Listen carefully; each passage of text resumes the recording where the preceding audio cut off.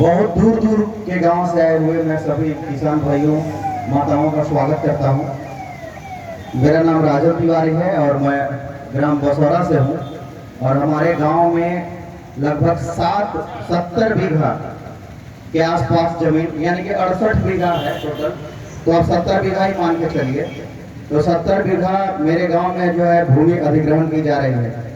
मैं यहाँ पर उपस्थित तमाम मेरे वरिष्ठ जो जन हैं, जिनमें वरिष्ठ किसान नेता दिनेश सिंह जी हैं, हमारे जिला परिषद प्रतिनिधि सुबोध जी, पंकज जी और तमाम बड़े साथी भाई बुजुर्ग, मैं सभी का इस कार्यक्रम में स्वागत करता हूं। मैं ज़्यादा समय नहीं लूँगा, मैं 5-7 मिनट बोलूँगा क्योंकि लगभग वक्ताओं ने समस्याओं को रख दिया है। मैं 2-4 बिंदु पर बोलूँगा, वो मैं यहाँ प्रमुखता के साथ रखना चाहता हूँ। एक तो मामला है महसूल का। महसूल में चूंकि जो भी यहाँ पे प्रतिनिधि आए हैं, तो मैं चाहता हूँ कि आप अपने स्तर से उस गांव का दौरा जरूर करें। बसौरा में नहीं आए, धनीबार में नहीं आए, डुमरी में नहीं जाए, लेकिन महसूल में जरूर जाए। महसूल में 10 घर ऐसा है, महसूल में 10 घर ऐसा है जो दलित परिवार का है और जिनका घर के अलावे न तो खेती का जमीन है, नहीं तो घर बसने के लिए जमीन है।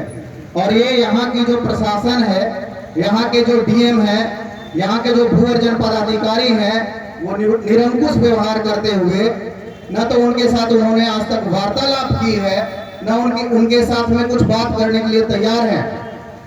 वहां पर जो है पासवान और रविदास जाति के लोग रहते हैं। चूंकि जाति का नाम नहीं लेना चाहिए, ये सामाजिक रूप से सही नहीं है, लेकिन यहाँ पे मैं इसीलिए जाति का नाम ले रहा हूँ क्योंकि उनके पास में खेती की जमीन नहीं है और जो जमीन थी जिस पे घर बना हुआ था, वो सारी जमीन जो है जा रही है एक्सप्रेसवे में और कोई पूछने वाला नहीं है। केंद्र सरकार का कानून है, उसके तहत भी हमारे सीओ हैं जुड़े हुए ग्रुप में है, उनका भी जमीन जा रहा है इस एक्सप्रेसवे में। ललन चचा दिवाकर सिंह जी, उन्होंने मुझे बताया, वो सीओ के पद से रिटायर हुए हैं, उन्होंने व्यक्तिगत रूप से मुझे कॉल किया था और बताया कि किसी भी व्यक्ति का जमीन और खासकर उन व्यक्तियों का जमीन जो कि दलित परिवार से आते हैं या फिर एसटी परिवार से आते हैं, अगर उनकी जमीन जा रही है या फिर उनकी जो है आवास जा रही है और रिहेबिलिटेशन नहीं हुआ है, पुनर्वास की परियोजना या पुनर्वास की कोशिश नहीं की गई है सरकार के द्वारा, तो सरकार के जो नुमाइंदे हैं, जो भी प्रतिनिधि है, उसमें डीएम आते हैं, उसमें भू अर्जन पदाधिकारी आते हैं, इनके ऊपर में केस भी दायर किया जा सकता है। एनसीएससी बोर्ड भी है, वहां पर भी केस दायर किया जा सकता है। मैं चाहूंगा कि हमारे पूर्व विधायक ललन भुइया, जो अभी शेड्यूल कास्ट का जो उपाध्यक्ष बने हैं आयोग का बिहार का, वो भी इस मामले को ध्यान से देखें। तो पहला मामला है हम लोगों के यहाँ का महसूल का। दूसरा बात है जो भूमि मुआवजा जो घटा दी गई, पहले बताया गया कि 11,200 रुपए जो है वो आप लोगों को दिया जाएगा ऑन एन एवरेज। एरका गांव है, उसका हम लोगों से ज्यादा है, क्योंकि वहां पर एमबीआर ही पहले से ज्यादा था एरका का, तो एरका का थोड़ा सा शुरू से ज्यादा है। उसके अलावे जितने भी गांव है, वो चाहे धनीबार हो जो कि एक्सप्रेसवे के किनारे है, मैंने ऑन एवरेज ये भी आकलन किया था, एक विश्लेषण किया था कि धनीबार को कितना नुकसान हो रहा है। 78 करोड़ का नुकसान धनीबार को अकेले हो रहा है, 78 करोड़ का। और ये बात बोलना नहीं चाहिए था, मुझे मतलब रोकने का कोशिश भी किया गया पहले कि ये मत बोलिएगा, लेकिन आज मैं पुनः बोलूंगा इस बात को कि आप लोग जो कंपनी पीएनसी को जमीन दिए हैं, उस पर पुनर्विचार कीजिए, उस पर पुनर्विचार कीजिए, क्योंकि नहीं तो आपको रोजगार मिलेगा। क्योंकि इनके साथ में एग्रीमेंट भी साइन हुआ, उस पर स्पष्ट रूप से लिखा हुआ है कि हम किसी भी स्थानीय निवासियों को किसी भी प्रकार का रोजगार का दावा नहीं करते हैं, वादा नहीं करते हैं। एनएचआई हमको रोजगार नहीं दे रही है, एनएचआई हमको सही मुआवजा नहीं दे रही है, हम जाए तो जाए कहां, हम रोए तो रोए किसके पास में। बोलते हैं लोग, कल फोन आया था किसी अरविंद सिंह जी का, मैं तो नाम लूंगा, मुझे जरा भी भय नहीं लगता है, मैं नाम लूंगा। कोई अरविंद सिंह जी थे, उन्होंने मुझे कॉल किया, बोल रहे हैं कि मोदी जी तो संत आदमी है, मोदी जी के खिलाफ आप लोग क्यों बोल रहे हैं, आप लोग ग्रुप में क्यों लिखते हैं, आप लोग यूट्यूब पर परिचर्चा क्यों करते हैं। भाई मोदी जी तो 28,500 करोड़ रुपया इसका बजट दिए ना, जिसको कुछ लोग बोल रहे हैं 35,000 करोड़ दिए हैं, लेकिन इसका कोई प्रमाण नहीं है। 28,500 करोड़ रुपया इस प्रोजेक्ट का बजट है और उसमें 22 से 23,000 करोड़ रुपया टेंडर के ऊपर में खर्चा किया जा रहा है और 5 से 6,000 करोड़ रुपया 3-4 स्टेट को दिया जा रहा है। कहाँ का न्याय है ये? 30 करोड़ में 5 करोड़ किसानों को और 24 करोड़ लुटेरों को, वो लुटेरे जो पीएमसी के नाम पे, वो लुटेरे जो केएनसी के नाम पे बड़ी बड़ी कंपनियां एक्सप्रेस वे बन रही है, इससे सबसे ज्यादा पैसा किसको जाएगा? इससे सबसे ज्यादा पैसा जाएगा मोदी जी को, इससे सबसे ज्यादा पैसा जाएगा नितिन गडकरी को। वो नितिन गडकरी जो इनका फाइनेंस करते हैं, बॉन्ड पेपर इलेक्शन साइन करवाते हैं। ये निकम्मी सरकार इलेक्शन में जो बॉन्ड मिलता है, जो देशद्रोही लोग बॉन्ड देते हैं, जो यहाँ के पूंजीपति लोग बॉन्ड देते हैं, वो बॉन्ड के खिलाफ में अब आरटीआई करके जानकारी भी नहीं ले सकते हैं कि उनको चुनाव में लड़ने के लिए पैसा कौन देता है। और कल किसान बोल रहे थे कि अडानी का क्या भला किया, अडानी का प्रॉपर्टी कहाँ चला गया? जब मोदी जी नहीं आए थे तो अडानी का प्रॉपर्टी कहाँ था? अडानी का प्रॉपर्टी अभी कहाँ चला गया? ये पूंजीपति क्यों पैसे दे रहे हैं, इसको समझना होगा। पीएनसी कंपनी का 35% शेयर एक साल में कैसे बढ़ गया?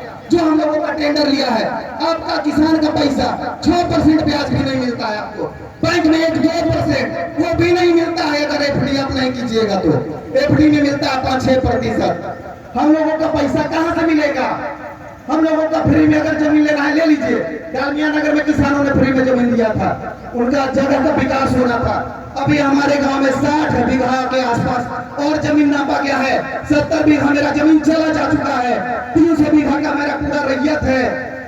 70 बीघा चला गया, 60 बीघा का नाप भी हो चुका है। हम सवेरे पिलर देखने गए थे। बताइए कितना दूर का बात है। 300 बीघा में 150 बीघा तो भी आप ले लिए, 150 मेरा आधा जमीन बचा है। हम कहाँ जाए, किसके सामने रोए? आप कहते हैं कि आपको सही मुआवजा मिल रहा है, कहाँ मुआवजा मिल रहा है? हमको 70,000 रुपये, 80,000 रुपये कट्ठा नॉर्मल रेट पे हमारे गांव में बिक्री हो रहा है। आप हमको क्या दे रहे हैं? 1,25,000 रुपये कट्ठा। एक बात मैं इस बात के साथ में समाप्त करना चाहता हूं अपनी बात को, और इसका जवाब न तो एडीएम अमित कुमार दिए हैं, न तो डीएम सौरभ जोरवाल। यूपीएससी का 4th पेपर होता है, उसमें इथिक्स का पेपर होता है, इथिक्स का, इंटीग्रिटी का पेपर होता है। उसमें बताया जाता है कि आपको सत्यनिष्ठा का पेपर देना है। आप झूठ नहीं बोलेंगे। पूर्व डीएम सौरभ जोरवाल किसानों के प्रतिनिधि से, मेरे पास में पेपर का कटिंग भी अभी पड़ा हुआ है, मैंने अपने ग्रुप में डाला था। अमित कुमार भूवर्जन पदाधिकारी औरंगाबाद, मुझे भय नहीं लगता इनका नाम लेने से। इन्होंने जिस परीक्षा को निकाल कर इन्होंने पद पाया, उसकी गरिमा को इन्होंने कुचला है। 40% की वृद्धि इन्होंने बोला था, इन्होंने 40% की वृद्धि इन्होंने बोला था कि किसानों के एमबीआर में की गई है। 11,200 रुपए बसौरा का, 11,200 रुपये धनीबार का, वो घट के 9600-9700 रुपये प्रति डिस्ट्रिक्ट कहाँ से आ गया? आप हमको बोले थे पीएम महोदय सौरभ जोरवाल, शर्म नहीं आता है आपको? अरे आप में थोड़ा सा भी गरिमा, थोड़ा सा भी पद के प्रति प्रतिष्ठा, थोड़ा सा भी बोला जाता है ना इंटीग्रिटी, सत्यनिष्ठा अगर है, आप इस्तीफा देके चले जाइए। आप इंजीनियर हैं, जो भी हैं, आपको प्राइवेट कंपनी में नौकरी मिल जाएगा। आप ऐसे आईएएस के पद पे बैठ के भूवर्जन पदाधिकारी अमित कुमार बोलते हैं कि आइए हमसे मिलिए। आपसे क्यों मिले? आप धोखेबाज हैं। आप कंपनी के पीएनसी एनएचआई के तरफ से काम कर रहे हैं, आप लोगों को तोड़ रहे हैं। आप एनएचआई के पदाधिकारियों को हमारे गांव में इंटर करवा रहे हैं। अरे हम कभी बर्दाश्त नहीं करेंगे। जैसे लड़ना होगा वैसे लड़ेंगे, जैसे लड़ना होगा वैसे लड़ेंगे। आइए जमीन पे आइए। अभी हम लोग भूनापी रोकवाए हैं, भूनापी नहीं होने देंगे। हम सभी किसान से निवेदन करते हैं, अगले 1 से 1.5 सप्ताह में 7 से 10 दिन के अंदर आपको नोटिस मिलेगा। कोई भी नोटिस के आधार पे मुआवजा का राशि मत लीजिए। प्रोजेक्ट रुके रहे, प्रोजेक्ट ना हो, हमको क्या फर्क पड़ता है? इस प्रोजेक्ट से क्या होगा? मैंने इसका नाम दिया है जो ऊपर ऊपर जा रहा है। ये रोड जो है, ये जो रोड है ये आसमानी रोड है। आपको इससे कोई फायदा नहीं, हमको इससे कोई फायदा नहीं। आसमानी रोड जिसपे अपना अपना 2 पहिया वाहन चला सकते हैं, आसमानी रोड जिसपे ना हमारा गांव का टेम्पू चल सकता है, आसमानी रोड जिसपे ना किसान चल सकते हैं, आसमानी रोड जिसपे सिर्फ और सिर्फ अडानी, अंबानी और जितने पूंजीपति है उनकी गाड़ियां चलेगी। हम लोगों को क्या मिलेगा?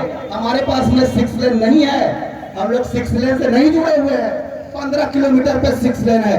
अब ये प्रोजेक्ट जा रहा है, अब इनका प्रोजेक्ट है हाई स्पीड रेल का। हाई स्पीड रेल में भी हम लोग का एरिया आ रहा है।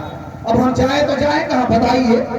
हम 1 कट्ठा जमीन के लिए, आधा कट्ठा जमीन के लिए 7 को मर्डर हुआ है ये औरंगाबाद में। हम न्यूज भी डाले थे पिछला 15-20 दिन में। आधा कट्ठा, 1 कट्ठा जमीन के लिए। हमारे लिए इतना जमीन संवेदना का चीज है, हमारे लिए सेंसिटिविटी का चीज है, और आप समझने के लिए तैयार नहीं है कि हमारे ऊपर में क्या बीत रहा है। हमारे गांव के 10-12 किसान पूरा जमीन चला गया। जगदीश जी हमारे साथ में बोलते हैं हमारे गांव के किसान हैं, कहां जाए, क्या करे? हमको इसके अलावा कुछ आता ही नहीं। इनका कौन सुनेगा? इन्हीं तमाम बातों के साथ मैं अपनी वाणी को विराम देता हूं। धन्यवाद। बहुत बहुत धन्यवाद राजन तिवारी।